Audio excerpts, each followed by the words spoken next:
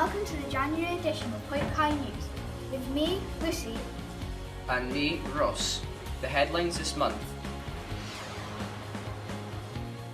The annual Burns Supper was back and it was better than ever.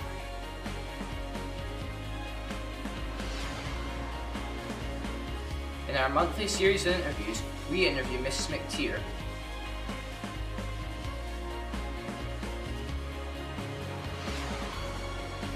And we interview Dr. Barrie about a new online revision system called Scholar.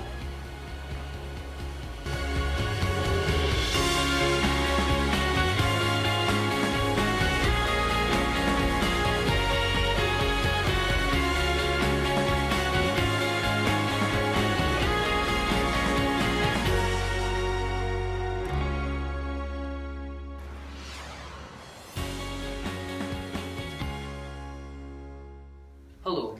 On the 18th of January, the Burns Supper took place in the Assembly Hall. The event is always enjoyed by many, as the songs and poems are always fabulous.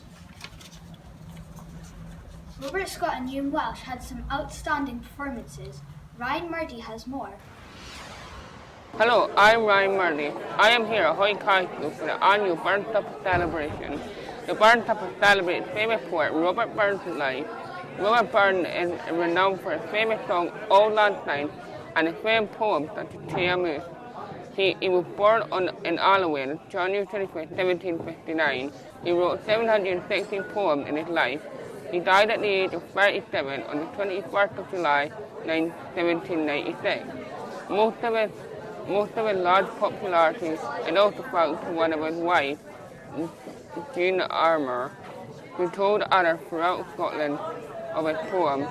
Once again, the school hall was packed for the annual Burns Supper organised by the Ethics Committee. The hall was decorated and everyone enjoyed the traditional fare of haggis, neat and tatty. In the name of Robbie Burns, Neve Rafferty, deputy head girl, and Ewan Shelley, head boy, compared the evening in a professional manner, giving some background to all the performers and the Burns work. The Hawick High School Band Club member performed two repetitions, Tia Luce, Ewan Welsh, and Amanda Man, Blair Glan.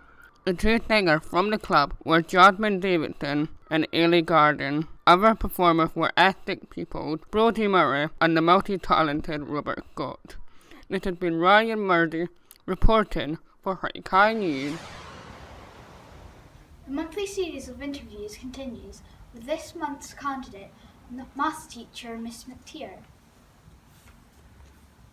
Connor Mitchell was our interviewer. Why did you decide to come to Hawick High School? I live in the Borders and I really like Hawick. I really enjoy going to the heart of Hawick, the swimming pool, going to the park with my son. And when I saw the job advertised, I knew it was a job I wanted to apply for, and I'm delighted I did. Are you enjoying your time at Hawick High School? Yes, I am. The first week I was here, people were incredibly welcoming. I had so many of the teachers just popping in to say hello, making sure I was fine. It felt a really strong community spirit within the school. What inspired you to become a teacher? When I was at university, I was really lucky that I got the chance to participate in an Erasmus student exchange, and I went to live and study in Aarhus in Denmark. And it was there that I first became interested in education, and initially it was in early education. I saw lots of children out daily outdoors exploring. It was a very outdoor forest schools education the children get in Denmark, and it just really inspired me to find out more about education and the differences. When I came back to Scotland, I then was in a really lucky position where I got to work and collaborate with a lot of teachers on a project, and it was really being in schools and collaborating with the teachers that made me realise that it was education I wanted to do as a career. What was your favourite subject when you were at school? My favourite subjects would have been maths and art, and in particularly design in art, and it's still two passions I have is where maths and design meet. Now for some news in brief. Prelims for S4 to S6 have been taking place over the last 3 weeks. Good luck to everyone who has been sitting these important exams. We hope you get all the results you are looking for. S1 tests are working towards merit awards again this year. This year, however, there's a change to how merits are earned. In pupil focus groups last year, there was a very strong pupil voice asking for effort and behaviour to be the deciding factors of who received merits and who didn't. Therefore, this year there will be no merit challenges to complete in the individual subjects. Instead, merits will be decided by the number of excellence received in tracking reports for effort and behaviour. If you have already received a praise postcard for your school report so far this year, then you are well on track to receive an award. The prizes for bronze, silver and gold merit awards are still being decided, and the Student Council is looking for suggestions from all S1 to S3 tutor groups. The awards will be announced at House Assemblies in the summer term.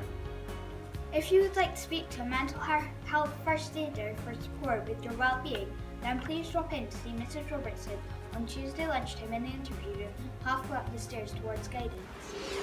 At exam time, senior pupils are always looking for the best way to study and revise. Teachers use email, Edmodo, the school wiki space, and a variety of other ways to assist hard-working students online. One of the newest online study aids is Scholar, a system developed by Hawick University which helps students work either independently or with their teacher through crucial exam topics in a wide range of subjects. Connor Mitchell interviewed Dr. Barrie to find out more. Can you tell us what Scholar is? Okay, Scholar is an online programme offered by Hawick University, and they provide resources and materials to help students and teachers in a range of different subjects at secondary school level. Scholar offers a range of support materials for a wide range of courses. On the website here, this is the home web page of Scholar, scholarhw.ac.uk, and then they provide a list of all the courses that they offer subjects for: biology, chemistry, physics, computing science, human biology, maths and physics. They offer things in business studies and also in languages, and the most recent ones have been English, which has been developed for National 5. But they offer them at National 5 level, higher and advanced higher level.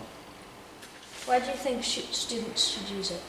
Well, the Scholar material is good for students to study independently. It helps them, or it can help them, with consolidating work that they've done in class. If they are preparing for exams, say prelims or final exams, then they could use it for revision purposes.